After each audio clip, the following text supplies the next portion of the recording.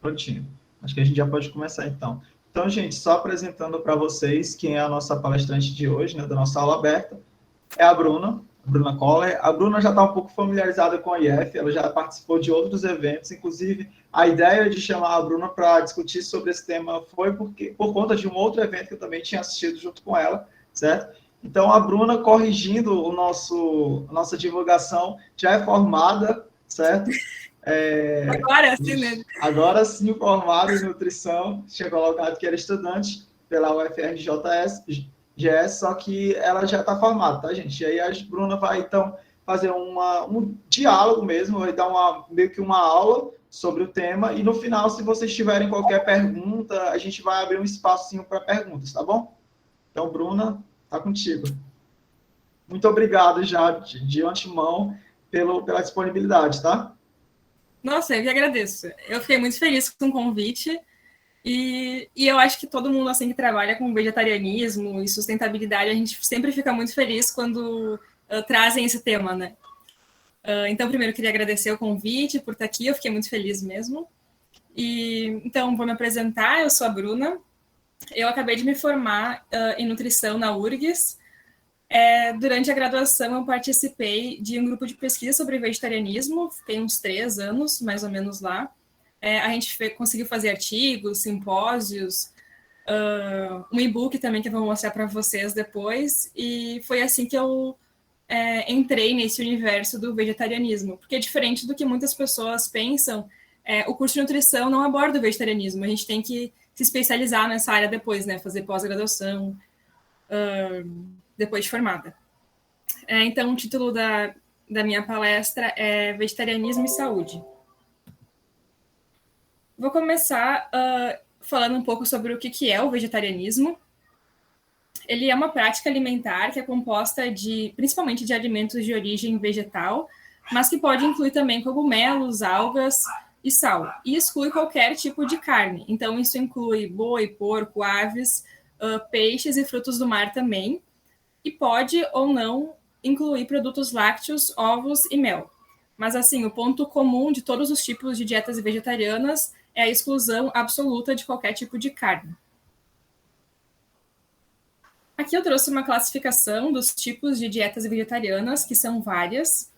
Essa daqui é a mais utilizada e ela classifica as dietas vegetarianas do menor para maior grau de exclusão de produtos de origem animal. Então, a gente começa com o ovo-lacto-vegetarianismo, que é um tipo de dieta vegetariana que ainda usa ovos e laticínios. Depois, a gente tem o lacto-vegetarianismo, que utiliza laticínios, mas não utiliza ovos. O ovo-vegetarianismo, que usa ovos, mas não usa laticínios.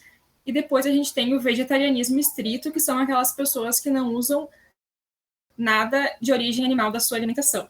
Depois, também tem o conceito de veganismo, que confunde um pouco com o vegetarianismo estrito, a gente acaba usando eles como sinônimos, mas eles são diferentes. Mas então o veganismo, ele vai para além da alimentação, ele é um estilo de vida, né? Uma filosofia de vida.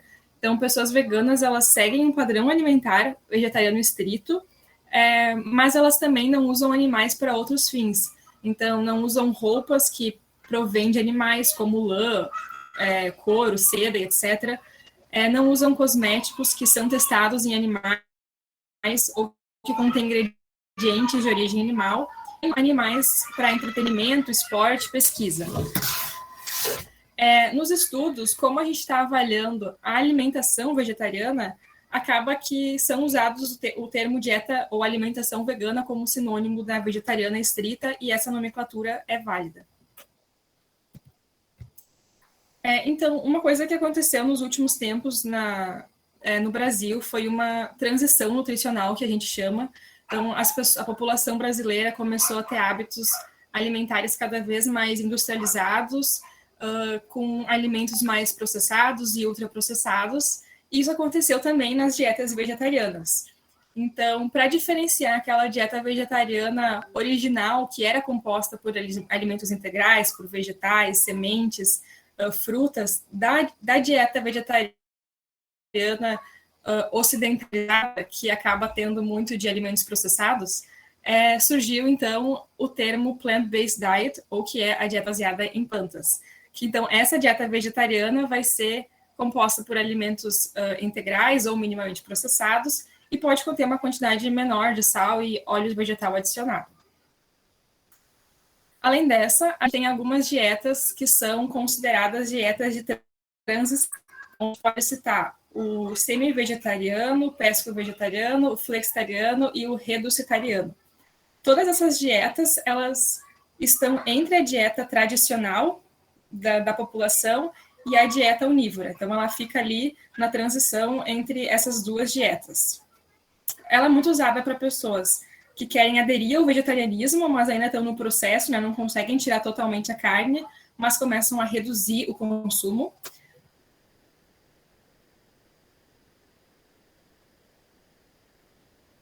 E também é usada vegetarianas como intervenção e dietas colocam essas dietas de transição para de comparação. E a gente tem o padrão alimentar, que é o mais comum hoje, que é o padrão alimentar onívoro, né, que são pessoas que consomem todos os grupos de alimentos sem restrições. Então, são essas pessoas que consomem tanto alimentos de origem vegetal como alimentos de origem animal. Às vezes as pessoas falam que são os carnívoros, mas não é o termo correto, porque carnívoros são animais que consomem somente carne, né? Conseguem digerir somente carne. Então, as pessoas que consomem carne são onívoras. E o que leva, então, as pessoas a aderirem ao vegetarianismo? A principal motivação é ética. Isso porque a gente já sabe que os animais, eles são seres sencientes, ou seja, eles conseguem sentir que nem a gente, então eles sentem dor, eles sentem emoções, eles têm afeto, mas a indústria acaba vendo os animais e tratando eles como se eles fossem objetos. Então, a ideia das pessoas vegetarianas que se motivaram pelas razões éticas, pela razão ética, é justamente contra essa cultura de ver o animal como um objeto. A segunda motivação principal, que está cada vez crescendo mais, é a razão ambiental. Então, a gente está vendo como o planeta está sofrendo pela forma que a gente está vivendo, a gente não vive em harmonia com a natureza, e o sistema alimentar está no cerne do problema. Então, o sistema alimentar, ele começa lá na produção do alimento, depois vai para a distribuição, até chegar na nossa casa. E todo esse sistema está afetando muito o meio ambiente, seja pelas emissões de gases do efeito estufa, pelo desmatamento, perda da biodiversidade. Inclusive, tem saído muitas publicações de organizações internacionais, né, falando do papel no meio ambiente do nosso sistema alimentar. Como saiu recentemente o artigo da Sindemia Global, entre outros. E a terceira motivação, que é o que a gente vai falar hoje, é a motivação por saúde.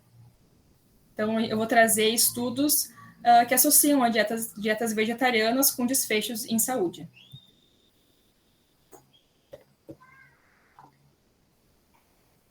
Então, alguns números sobre vegetarianismo no Brasil.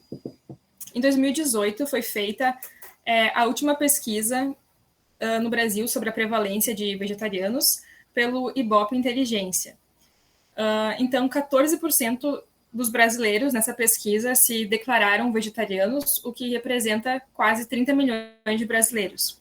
Essa mesma pesquisa foi feita 6 anos antes, em 2012, e mostrou um crescimento de 75% na população vegetariana nas regiões metropolitanas. E isso mostra uma tendência que não acontece só no Brasil, mas que está acontecendo no mundo inteiro, né, de adesão ao vegetarianismo.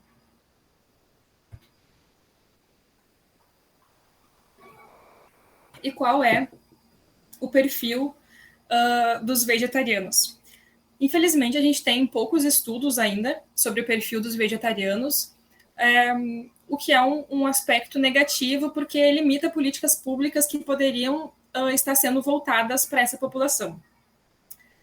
No grupo de pesquisa que eu participei na URGS, foi feito um estudo para identificar o perfil dos vegetarianos, e eles encontraram que os vegetarianos são de 80% a 90% mulheres, predominantemente adultos jovens, que possuem nível superior ou estão cursando e são de classe média.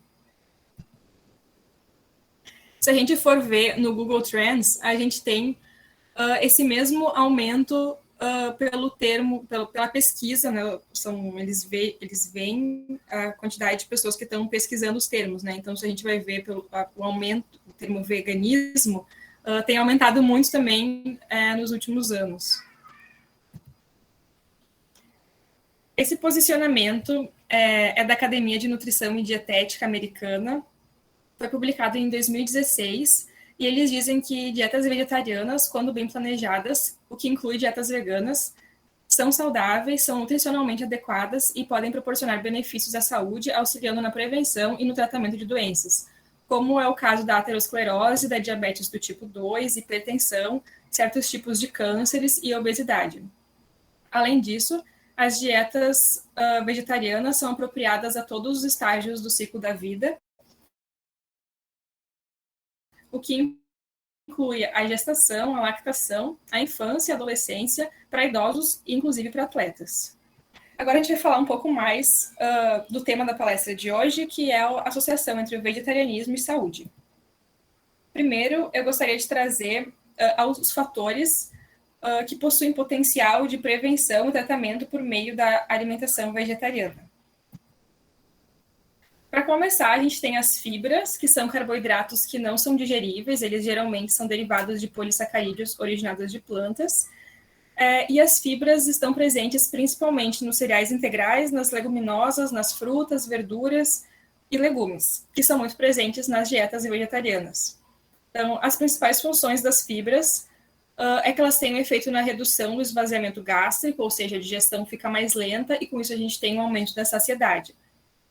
A viscosidade das fibras, que especialmente proporcionada pelas fibras do tipo solúvel, promove uma lentificação do peristaltismo no intestino delgado, o que também favorece a absorção dos nutrientes porque a digestão fica mais lenta. Então, a glicose também é absorvida mais lentamente, e com isso a gente tem uma redução do índice glicêmico dos alimentos. Com isso a gente tem um efeito no controle glicêmico, pela melhora da sensibilidade à insulina, da hemoglobina glicada, melhora no perfil lipídico, no peso corporal e no nível de proteína C reativa. As proteínas também aumentam a excreção de colesterol fecal e de sais biliares e fornecem substratos para fermentação bacteriana. Isso porque as fibras são carboidratos não digeríveis, então como a gente não digere elas, as bactérias do nosso intestino vão digerir, e com isso acontece uma modulação da microbiota intestinal. Elas também atuam na modulação dos receptores de LDL e de outros genes que estão relacionados ao metabolismo lipídico.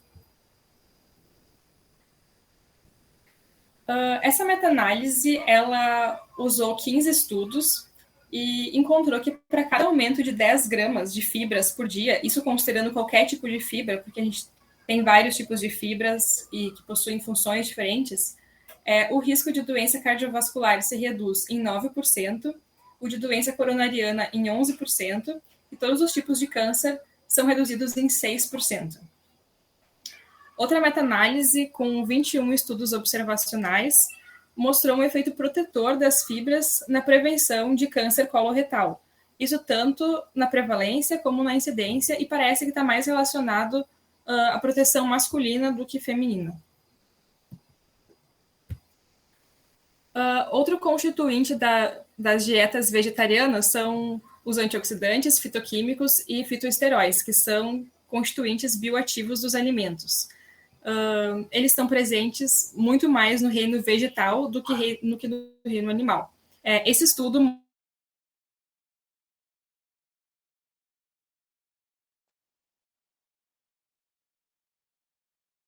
mostrou isso, foi um estudo que ficou bastante conhecido. Bebidas de alimentos de origem animal foi de 0,18 milimol por 100 gramas, enquanto que nos alimentos vegetais foi de 11,57 milimol por 100 gramas. Ou seja, no reino vegetal a gente tem 64,27 mais antioxidantes do que no reino animal. Por conta disso, os vegetarianos eles apresentam níveis séricos mais elevados de diversos antioxidantes, da atividade da superóxido dismutase, uma maior proteção contra a oxidação de lipoproteínas e uma maior estabilidade genômica.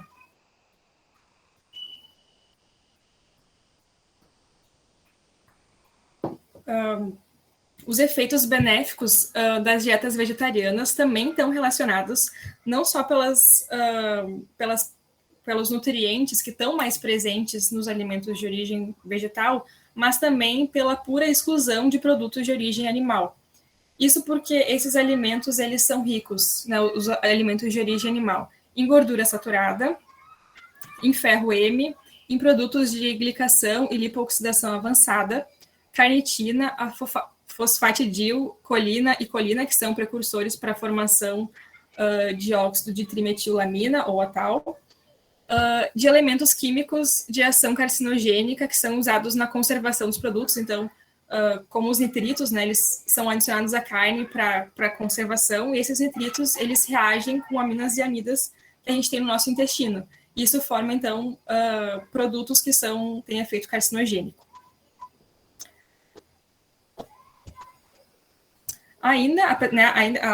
Os alimentos de origem animal, apesar de ter todos esses constituintes que não são benéficos para a saúde, eles também não possuem fibras nem fitoquímicos, e possuem uma maior concentração de proteína e gordura. Então, tudo isso é um cenário ruim para a saúde.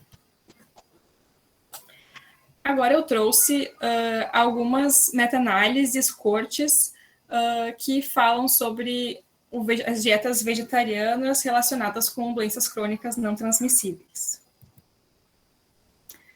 Então, vamos começar falando sobre a obesidade. E, para isso, eu trouxe uma corte que aconteceu entre o período de 2002 e 2006. Participaram mais de 22 mil homens e de 38 mil mulheres, participantes do estudo adventista de saúde. Esse foi o segundo. Vocês vão ver que tem vários estudos que fizeram parte vegetarianos adventistas. Isso porque é um grupo que há muito tempo já é vegetariano, então eles acabaram sendo bastante estudados. E eles classificaram as pessoas de acordo com o seu padrão alimentar, que foi os veganos, os ovo-lacto-vegetarianos, pesco-vegetarianos, semi-vegetarianos e os onívoros. E o que eles encontraram é que os veganos apresentavam um IMC médio mais baixo, enquanto que o grupo dos onívoros apresentou um IMC mais alto, sendo que as dietas de transição ficaram ali no meio termo, né? Sendo que quanto mais alimentos de origem animal eram incluídos na alimentação, maior era o IMC. Nessa outra corte, que ficou conhecida como a EPIC Oxford, que aconteceu no Reino Unido, teve mais de 65 mil participantes que tinham idade entre 20 e 97 anos, e aqui eles também compararam diversos tipos de dietas com a prevalência de obesidade. Tanto nos homens quanto nas mulheres, a maior prevalência de obesidade aconteceu no grupo dos onívoros, enquanto que a menor prevalência aconteceu no grupo dos veganos, sendo que os ovo-lacto-vegetarianos e pesco-vegetarianos tiveram as prevalências intermediárias. Aqui no gráfico, a gente tem na linha de baixo os veganos, que são essas linhas, a linha com a bolinha. Em cima tem os vegetarianos com o triângulozinho. Mais para cima, acho que ali é um quadradinho, são os pesco-vegetarianos. E bem em cima são os onívoros. Então, o que a gente consegue ver aqui? Que tanto nos homens como nas mulheres e para todas as idades, os veganos são os que apresentam um IMC mais baixo, enquanto que os onívoros apresentam um IMC mais alto, sendo que essa variação é de 2 quilos por metro quadrado. E o que poderia explicar, então, essas diferenças entre os grupos? A primeira coisa que se pontua são o estilo de vida dos veganos e vegetarianos e dos onívoros. Então, os veganos e vegetarianos, eles apresentam hábitos de vida que são mais saudáveis que os onívoros. Por exemplo, fumam menos, possuem mais hábitos manuais, estão mais em contato com a natureza, possuem um nível de educação maior. E a gente também tem que citar a composição das dietas, que é diferente. Então, nas dietas veganas e vegetarianas, a gente tem um maior percentual do valor energético total que vem de carboidrato e menor de proteína e lipídio. Também na dieta vegetariana, o consumo de fibra é maior, enquanto que o consumo de ácido graxo saturado é menor. E uma coisa muito interessante de falar aqui é que não há diferença no consumo calórico entre vegetarianos, veganos e onívoros. A quantidade de caloria das dietas não é diferente, e isso vários estudos mostram. E o que acontece nos ensaios clínicos quando eles colocam a dieta vegetariana como intervenção? Então, essa meta-análise ela foi feita com 15 ensaios clínicos, tendo uma amostra de 755, usaram então as dietas vegetarianas como intervenção num período maior de 4 semanas. Nesse estudo, eles simplesmente colocaram um grupo de pessoas para consumir dietas vegetarianas sem limitação nenhuma de quilocaloria. E o que eles encontraram foi que a prescrição de dietas vegetarianas e veganas foi associada com uma redução média no peso de 3,4 quilos. Então, isso nos mostra que as dietas vegetarianas elas podem ser eficazes tanto na prevenção como no tratamento de condições que são relacionadas ao peso. Aqui, de novo, mesmo sem limitação de quilocalorias, simplesmente pela composição da dieta acontece uma perda de peso. Agora vamos falar sobre diabetes, que é uma das doenças crônicas não transmissíveis mais estudadas quando se trata de vegetarianismo. E esse estudo foi o mesmo estudo que eu citei para falar da obesidade, mas aqui eles veem a prevalência de diabetes. E o que eles encontraram foi que a prevalência de diabetes foi 2 vezes maior nos onívoros em relação aos ovo-lacto-vegetarianos e veganos, mesmo ajustando para IMC.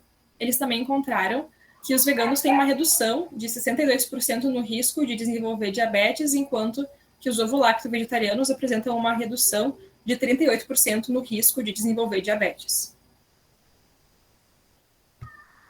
Esse estudo aqui foi publicado pela revista The Lancet e ele mostrou o impacto de diversos grupos de alimentos na prevenção do diabetes. Então, nessa figura, a gente consegue ver aqui à esquerda os grupos de alimentos que foram considerados e à direita o risco relativo. Então, aqui na linha do 1, a gente tem que não há nem risco, nem proteção. À direita, os alimentos que conferem risco para ter diabetes e à esquerda, proteção. O que a gente consegue ver que lá em cima, onde está a carne vermelha processada, é o que apresenta maior risco, seguido da carne vermelha não processada. A gente também tem aqui no grupo do risco as bebidas açucaradas. E parece que os frutos do mar não tem nem proteção, nem risco. Já no grupo da proteção, a gente tem os cereais integrais, vegetais e sementes. Então, o que isso nos mostra? Que um padrão alimentar que é rico em grãos integrais, em frutas, vegetais, legumes e nozes, que tem um consumo moderado de álcool e baixo em grãos refinados, carnes vermelhas ou processadas e de bebidas açucaradas, mostram reduzir o risco de diabetes. Esse padrão é muito parecido com o padrão vegetariano. E nesse estudo, eles também encontraram que todas as dietas, a vegana, a lacto-vegetariana e a semi-vegetariana, foram associados com um menor risco de desenvolver diabetes do tipo 2. E aí, o que acontece quando uma pessoa tem aquele padrão alimentar que a gente viu anteriormente, mas começa a ser incluído carne? O que os estudos têm mostrado é que a inclusão de carne, de produtos carnes e de peixe, mesmo que numa frequência menor que semanal, ou seja, mesmo numa frequência muito baixa, parece já diminuir a proteção associada às dietas vegetarianas. Isso porque as carnes elas possuem diversos componentes que possivelmente estão relacionados com o aumento do risco de diabetes do tipo 2, como são os ácidos graxos saturados, produtos finais de glicação avançada, os nitritos e nitratos, que são esses aditivos para a conservação da carne, o ferro M, N-óxido de trimetilamina, que é a tal, e os aminoácidos de cadeia ramificada, que são os BCAAs. Tudo isso pode ter relação com essa perda de proteção.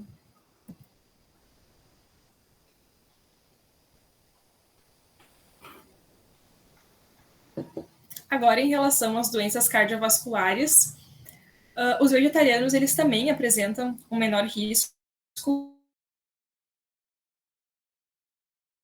para doenças cardiovasculares devido a vários fatores, e de vários níveis de pressão arterial. Esse estudo foi um estudo observacional a partir daquele estudo Adventista de Saúde 2. Teve uma amostra de 773 pessoas com idade média de 60 anos. E eles compararam os ovo-lacto-vegetarianos, os semi-vegetarianos e os onívoros. Aqui nessa imagem, a gente consegue ver a relação entre esses 3 padrões alimentares e fatores de risco metabólico, que foram avaliados o HDL, triglicerídeos, glicose, a pressão sistólica e diastólica, a circunferência da cintura e o IMC. E a gente encontra que os vegetarianos têm os melhores fatores, né, melhores concentrações desses fatores, enquanto que os onívoros, os piores, né, e o semi-vegetariano fica no meio. Por exemplo, ali no HDL, a gente tem os vegetarianos com um HDL maior, que é o que a gente espera, o que a gente quer, e os onívoros com menor, sendo que o semi-vegetariano fica no meio. Com os triglicerídeos também, a gente espera uma menor quantidade, menor concentração de triglicerídeo sérico, que está menor nos vegetarianos, e os onívoros ficaram com a maior concentração, enquanto que os semi-vegetarianos ficaram com uma concentração intermediária. E o padrão continua para todos os outros fatores de risco metabólico.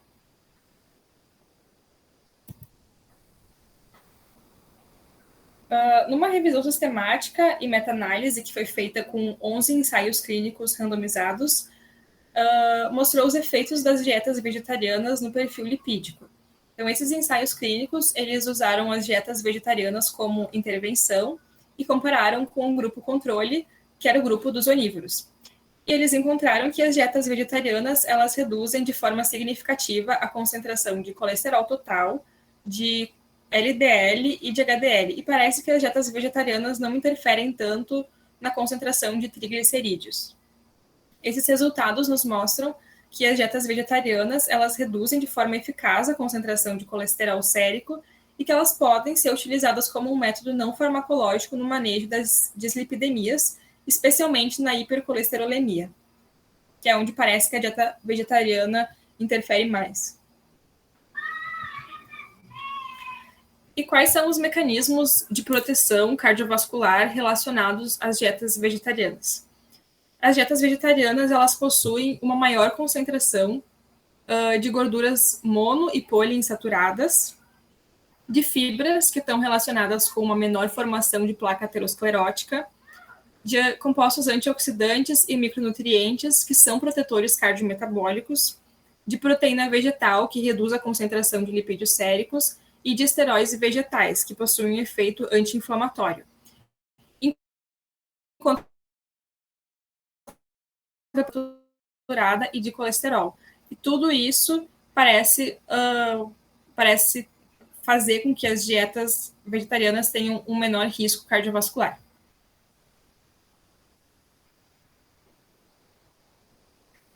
Em relação à hipertensão, eu trouxe um estudo observacional que foi feita uma análise de dados transversais dos participantes da corte de Epic-Oxford, que é aquela corte que eu citei antes, que aconteceu no Reino Unido. Participaram desse estudo um pouco mais de 11 mil pessoas com idade entre 20 e 78 anos. Então, as pessoas elas foram alocadas em grupos conforme seus padrões alimentares, que foram as dietas veganas, ovo-lacto-vegetarianas, pesco-vegetarianas e onívora. O que eles encontraram foi que a menor pressão arterial sistólica e diastólica foi encontrada no grupo dos veganos e a menor prevalência de hipertensão também aconteceu no grupo dos veganos. E segue aquele mesmo padrão. Então, a maior prevalência de hipertensão aconteceu no grupo dos onívoros, depois nos pesco-vegetarianos, depois nos ovo-lacto-vegetarianos e depois nos veganos. Isso a gente vê em todas as doenças que eu estou citando. Por isso que as diretrizes elas têm estimulado as pessoas a reduzir o consumo geral de alimentos de origem animal, porque parece que quanto mais tu retira os alimentos de origem animal da dieta e mais rica em vegetais ela fica, mais proteção a gente tem para a saúde.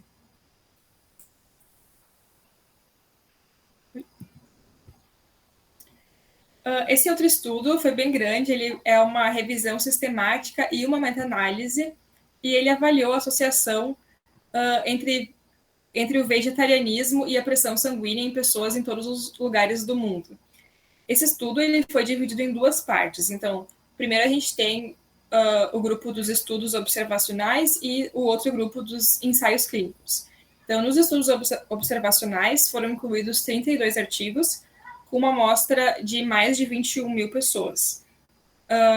Aqui eles encontraram que as pessoas que seguem dietas vegetarianas, elas possuem uma pressão arterial sistólica mais baixa, de 6,9 milímetros de mercúrio, e diastólica mais baixa também, em 4,8 milímetros de mercúrio, quando comparado com as pessoas que seguem uma dieta onívora.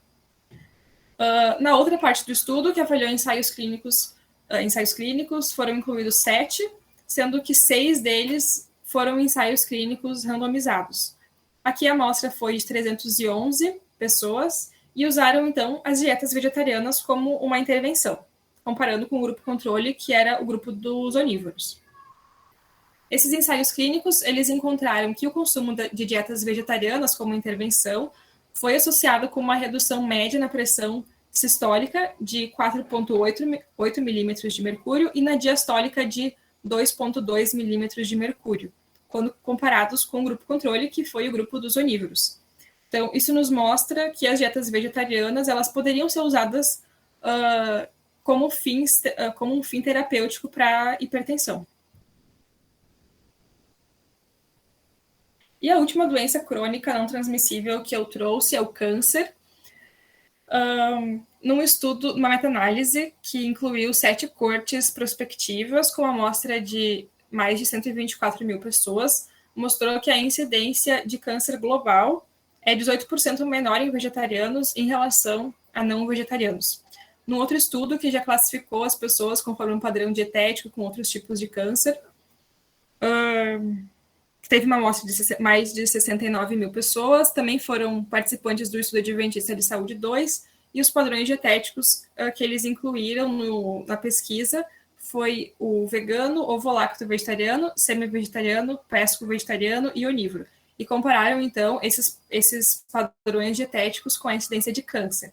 E o que eles encontraram foi que a dieta vegana, ela apresenta uma proteção para todos os tipos de câncer, enquanto que a dieta vegetariana, especificamente a lacto-ovo-vegetariana, ela parece estar associada com uma diminuição no risco de cânceres do sistema gastrointestinal.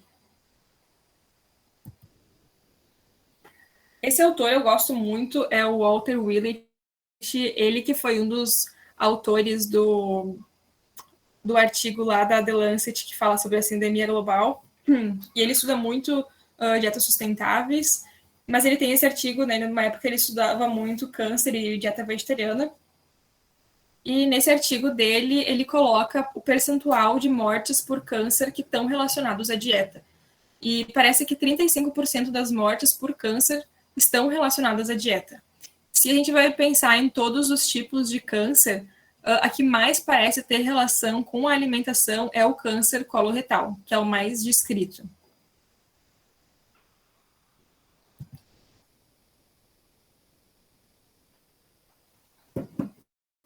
A IARC, que é a Agência Internacional de Pesquisa para o Câncer, ela faz parte da Organização Mundial da Saúde.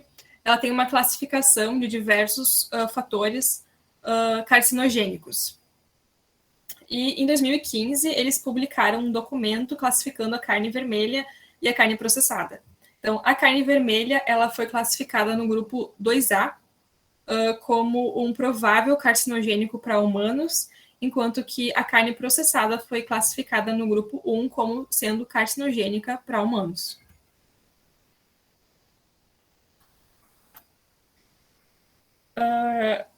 Esse estudo é uma revisão sistemática que incluiu 13 cortes e eles fizeram uma associação entre o consumo de carne vermelha e processada com o risco de adenomas coloretais.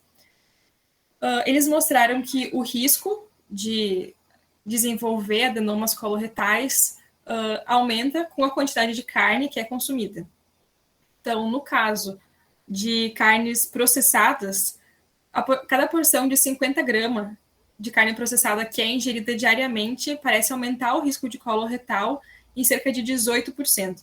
Então, eu trouxe aqui para a gente ter uma ideia o que isso significa. Por exemplo, uma embalagem dessa de salsicha, que é uma carne processada. Numa embalagem dessa, de 400 gramas, a gente tem 6 unidades. Então, 50 gramas é menos do que uma salsicha. 3/4 de salsicha. Então, imagina, o consumo de 3/4 de salsicha por dia já aumenta o risco de câncer coloretal em 18%. Se a gente vai pensar na carne vermelha, não processada, o risco de coloretal pode aumentar em 17% para cada 100 gramas de carne consumida. 100 gramas de carne é considerada uma porção padrão, uma porção média, não é nem pequena nem grande, é intermediária. E é mais ou menos o tamanho da nossa palma da mão. Então, é uma quantidade que muitas pessoas consomem diariamente. É considerado um prato saudável tu colocar um pedaço de carne desse tamanho no prato, e daqui a pouco não é tão saudável pelo que a gente está encontrando nos estudos. O Fundo Mundial de Pesquisa sobre o Câncer, junto com o Instituto Americano de Pesquisa sobre o Câncer, publicou em 2007 um relatório sobre nutrição, dietas e câncer. E nesse relatório eles têm diversas recomendações para a população de consumo, e uma das recomendações é para as pessoas limitarem o consumo de carne, tanto carne vermelha como carne processada. Então eles dizem para as pessoas não consumir mais do que uma quantidade moderada de carne vermelha e evitar ao máximo carnes processadas. E para as pessoas que consomem carne, não consumir mais de 3 porções por semana. Eu trouxe esse último estudo, que foi publicado em 2020, para fazer um apanhado geral do que a gente viu. Esse estudo, ele avalia desfechos em saúde que são associados à dieta vegetariana. Foi um estudo super grande, eles incluíram 20 meta-análises de estudos observacionais e de ensaios clínicos, e avaliaram 34 desfechos de saúde, sendo que 80% dessas meta-análises foram classificadas como de moderada a alta qualidade. As dietas vegetarianas elas foram associadas a um risco reduzido de desfechos negativos para a saúde, na ordem de 11%, sendo que dentre as dietas vegetarianas parece que os adventistas têm a maior proteção à saúde, com uma redução no risco de 28%. Aqui na imagem, a gente tem como flechinha verde desfechos positivos das dietas vegetarianas, em vermelho desfechos negativos, e em cinza são desfechos positivos que ainda não foram demonstrados. Então, começando com os desfechos negativos, a gente tem que as dietas vegetarianas causam que vegetarianos têm uma concentração sérica mais baixa de vitamina B12 e consequente aumento na concentração de homocisteína. Isso porque quando a vitamina B12 ela cai, a homocisteína consequentemente aumenta. Vegetarianos também têm uma concentração sérica mais baixa de ferro e zinco e uma densidade mineral óssea mais baixa, apesar da prevalência de osteoporose ser menor nos vegetarianos. E como desfechos positivos, a gente tem uma prevalência mais baixa de obesidade, de pressão arterial, de doenças cardiovasculares e de diabetes. E também uma incidência de câncer mais baixa. E os desfechos que não foram demonstrados, né, a gente não sabe ainda, é em relação às doenças cerebrovasculares e também em relação à mortalidade de alguns tipos de câncer.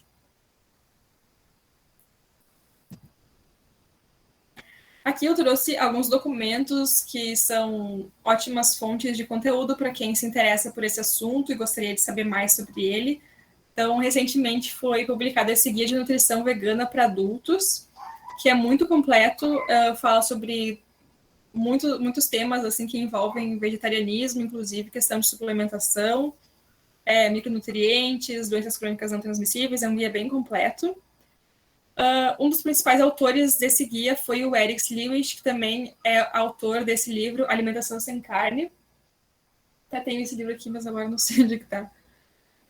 Que é muito bom também, ele é um grande autor brasileiro nesse tema, e pesquisador nesse tema também, e ele faz parte da Sociedade Vegetariana Brasileira. Então, a gente também tem o site da SVB, que é uma boa fonte de conteúdo sobre o tema. Eles têm materiais tanto para pessoas leigas, que são vegetarianas, como materiais para profissionais de saúde.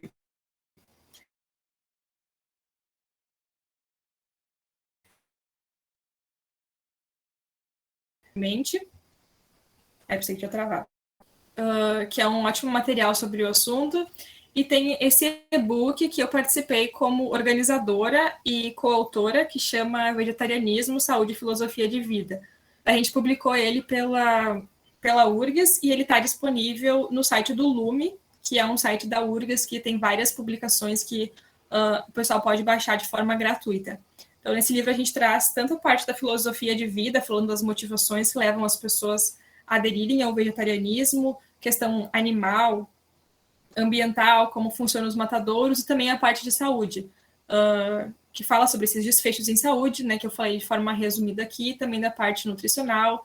A gente também traz exemplos de cardápios saudáveis para vegetarianos e, inclusive, receitas. E eu gostaria de terminar com uma frase que eu gosto muito, que eu me identifico, e que diz assim: não comer carne significa muito mais para mim do que uma simples defesa do meu organismo. É um gesto simbólico da minha vontade de viver em harmonia com a natureza. E eu acho que muito do que leva as pessoas ao vegetarianismo é isso, é essa visão para além da gente mesmo, mas do planeta, dos animais e das pessoas, de uma vontade de viver em maior harmonia com o nosso meio. Aqui eu deixo meu contato, quem quiser mandar e-mail, fazer perguntas, sugestões, podem ficar bem à vontade. E aqui tem meu Instagram, que eu também posto conteúdo sobre saúde, sobre nutrição, vegetarianismo e a parte das receitas, que eu também adoro. E é isso. Receitas muito obrigada pela atenção. Bruna. Oi? As receitas eu sempre estou vendo lá. Ai, sim, travou um pouco agora. Sim, eu adoro a parte das receitas. Eu sempre acompanho as receitas que tu vai postando lá. Eu adoro essa parte. Afinal, tudo termina com o que a gente come, não é? Sim. Bruna, eu vou fazer algumas perguntas, tá? Algumas perguntas são bem leigas, assim, mas eu acho que a gente precisa desmistificar algumas coisas quanto ao assunto, tá? A primeira, que já me chegaram a perguntar uma vez, foi que, assim, como a gente tem uma dieta que é mais à base de vegetais, de legumes, etc., a gente tem, obviamente, uma concentração mais rica em fibras, né? Como tu propriamente disse nessa apresentação. E aí a pergunta que algumas pessoas fazem é se isso tem alguma coisa a ver com algum distúrbio gastrointestinal relacionado, como, por exemplo, diarreia, aumento, né, diarreia no caso, menor absorção de alguns nutrientes, como ferro, como cálcio, enfim. Uhum. Então, o que acontece quando as pessoas estão transicionando para o vegetarianismo é que algumas pessoas podem ter desconforto abdominal por aumentarem o consumo de fibra. Isso pode acontecer nessa fase de transição, por isso que o ideal é a gente ir mudando aos poucos, não é muito bom tu fazer uma mudança muito rápida. Mas, assim, relacionado a doenças gastrointestinais, coisas assim, não tem relação, né? E tu falou de prejudicar a absorção, né? Então, a gente tem fatores que são fatores antinutricionais que realmente eles estão presentes em alguns grupos vegetais, especialmente nas leguminosas. Então, os feijões, diversos tipos de feijões, ervilhas, lentilhas, eles têm uma concentração maior desses antinutrientes, que são, digamos assim, compostos que vão se ligar aos nutrientes e vão fazer com que eles não consigam ser tão bem absorvidos. E para isso a gente tem algumas ferramentas, sim, os fitatos, oxalatos, entre outros. Mas a gente tem métodos de pré-preparo para reduzir a concentração desses antinutrientes. Por exemplo, a gente tem a demolhagem. Muitas pessoas têm esse hábito de deixar os feijões de molho. Isso é muito bom, porque o deixar de molho retira esses antinutrientes dos feijões. Tem a fermentação também, por exemplo, o missô é uma coisa fermentada, os germinados também. Então, a gente tem esses métodos de pré-preparo para reduzir a quantidade desses antinutrientes. Isso é bem importante explicar quando as pessoas se tornam vegetarianas, né? Esses métodos pré-preparo, mas para as pessoas onívoras também é importante deixar o feijão de molho, até para diminuir desconforto gástrico que pode dar do feijão, né? Muitas pessoas relatam se sentem mal depois de comer feijão. Isso é uma técnica que melhora bastante. Pronto, perfeito. Minha próxima pergunta é relacionada à diabetes. Eu vi que tu comentou um pouco a respeito de predisposição, né, que as pessoas, as diferentes dietas têm a diabetes. E aí eu queria saber se existe alguma restrição de uma pessoa que já está com o diagnóstico de diabetes. Por exemplo, uma pessoa que tem o diagnóstico de diabetes tipo 1 ou tipo 2, se ela pode seguir uma dieta vegetariana e se existe algum, como é que eu posso dizer? Se existem alimentos que são mais ricos, que são mais, como é que eu posso dizer, que tem maior carga e índice glicêmico, assim como uma dieta normal, né, onde a gente tem arroz, a gente tem pães, né, de massa de trigo, que tem um alto índice glicêmico, carga glicêmica. Eu queria saber como que isso fica para uma pessoa que já está com o diagnóstico de diabetes, se ela pode seguir uma dieta vegetariana sem correr esse risco de repente, ter alguma descompensação com a questão da insulina. Uhum. Sim, pode sim, com certeza aderir a uma dieta vegetariana, e vai ser inclusive bom porque no caso de pessoas diabéticas, o que a gente mais cuida é o índice glicêmico, né? Então as pessoas diabéticas, elas não podem consumir alimentos com baixo índice glicêmico, por isso que a gente coloca fibras, e as dietas vegetarianas, elas são mais ricas em fibras do que as dietas onívoras. E aí tem cuidados que a gente tem que ter que são geral, por exemplo, né, essa questão das fibras, incluir cereais integrais, reduzir a quantidade de açúcar, de cereais refinados. Pessoas diabéticas têm que evitar sucos e preferir sempre as frutas. Então, são cuidados que não são só da dieta vegetariana, mas são de ambas, sabe? Não tem alguma coisa específica, assim, da dieta vegetariana, mas com certeza diabéticos podem ser vegetarianos. Inclusive, a carne tem uma associação negativa com a glicemia, né? Show. Outra pergunta que eu tinha também, Bruna, era sobre, no finalzinho aí da apresentação, tu colocou a respeito de alguns déficits, né, que a dieta vegetariana pode ter, que aí seria no caso de cálcio, vitamina D, e aí uma das coisas que as pessoas mais falam quando a gente pensa numa dieta vegetariana é justamente a carência de vitamina B12. Muitas pessoas perguntam se é necessário repor B12, ou então eu posso ter uma dieta exclusivamente vegetariana e conseguir suprir as minhas necessidades de B12. E aí eu queria que tu comentasse um pouco sobre isso, e não apenas sobre se há necessidade ou não de vitamina B12, mas quando que uma pessoa deve procurar um profissional nutricionista, quais sintomas que ela pode sentir com a carência dessa vitamina. Uhum. Eu acho que uma coisa que é importante a gente falar antes, como a dieta vegetariana ela é do tipo restritiva, que tu vai tirar um grupo de alimentos, existe muito essa ideia de que vai faltar vitaminas, que vai faltar minerais. Mas uma coisa que a gente tem que entender é que elas têm simplesmente uma composição diferente. Então, tu não vai ter a carne, mas vegetarianos costumam ter padrões alimentares mais saudáveis, tipo consumir mais cereais integrais, que é uma coisa que a gente quer que as pessoas consumam, mais vegetais, mais frutas. Então, as dietas vegetarianas, elas costumam ser mais diversificadas, mais variadas do que as dietas onívoras. E a gente tem visto que os onívoros precisam suplementar mais vitaminas e minerais do que os vegetarianos. Então, o que vai acontecer é que a dieta vegetariana, ela vai, de fato, ter uma concentração mais baixa de alguns micronutrientes, como é o caso da vitamina B12, de ferro, de cálcio e zinco, principalmente. Enquanto que a dieta onívora, ela vai ter uma composição nutricional diferente. Ela vai ter menor concentração, por exemplo, de vitamina C, de fósforo, de potássio. Entende? Então, são coisas diferentes que a gente avalia quando olha para um paciente vegetariano e vegano e quando a gente olha para um paciente onívoro. E no caso da vitamina B12, é realmente uma vitamina que se fala muito no vegetarianismo, porque as fontes de B12 são todas animais. A gente não tem vitamina B12 no reino vegetal.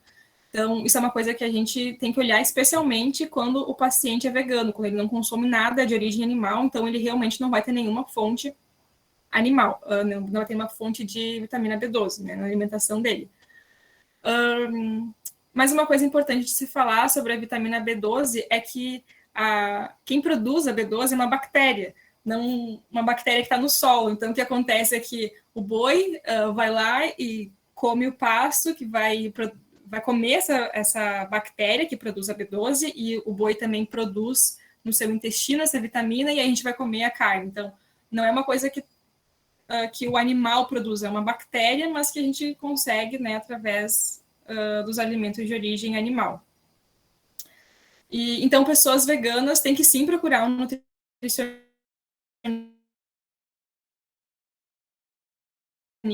e tem que sim suplementar B12, tem que suplementar.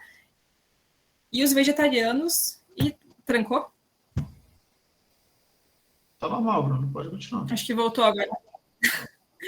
Pra mim tá trancando. E os vegetarianos precisam suplementar de acordo com a concentração sérica de B12. Não vão ser todos que vão precisar suplementar, mas é importante sim fazer exame para a gente ver como é que tá. Mas uma coisa interessante é que se a gente olha a deficiência de B12 em onívoros e em vegetarianos, não tem muita diferença. Então, onívoros também devem se atentar com a concentração de B12. Cerca de 50% dos onívoros têm deficiência de B12, enquanto 60% dos vegetarianos têm. Então, a diferença de consumo não explica a pouca diferença na deficiência de B12. Então, uma vitamina assim que todos devem cuidar.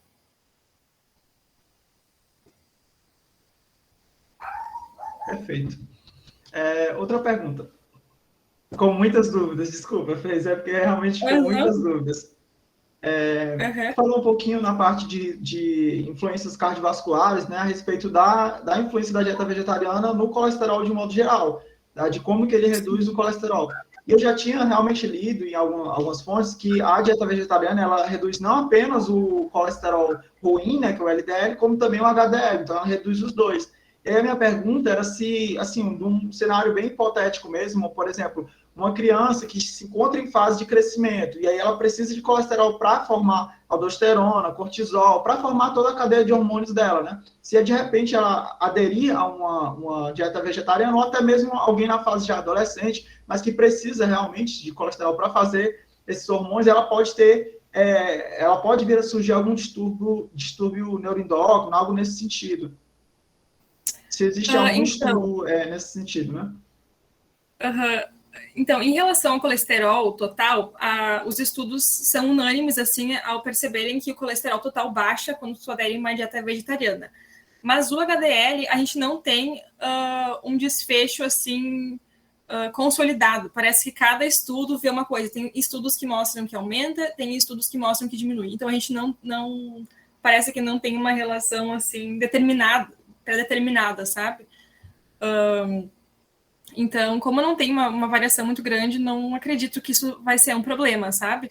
Inclusive, por causa que o posicionamento da Academia de Nutrição e Dietética diz que as dietas vegetarianas são saudáveis para todas as fases da vida, então não é para causar nenhum risco, assim, em relação a isso. E quando a gente vê ali a concentração sérica de HDL, ela é mais alta nos vegetarianos do que nos onívoros, né? Mas aí, como intervenção a dieta vegetariana, parece que alguns estudos mostram que aumenta e outros mostram que diminui. Então, a gente não tem, assim, uma coisa estabelecida. Entendi. Então, eu acho que as minhas perguntas acabaram, gente. Alguém no chat quer perguntar alguma coisa? Se quiserem ligar o áudio, podem perguntar, tá bom?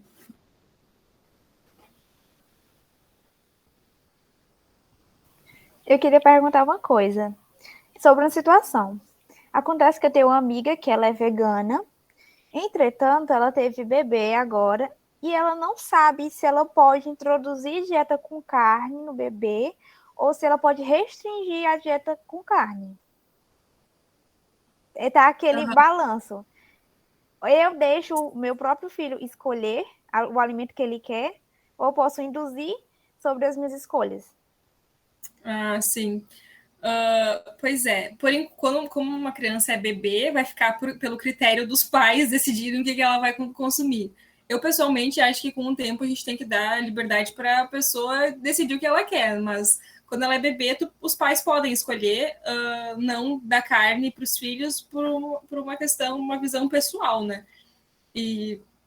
Mas eu orientaria essa mãe procurar uma nutricionista, caso ela escolha não dar, né, carne nem produto de origem animal para a criança, para ela ter uma alimentação equilibrada. Isso é importante tanto para crianças vegetarianas como para crianças onívoras também, né? A gente falar sobre introdução alimentar, como isso funciona.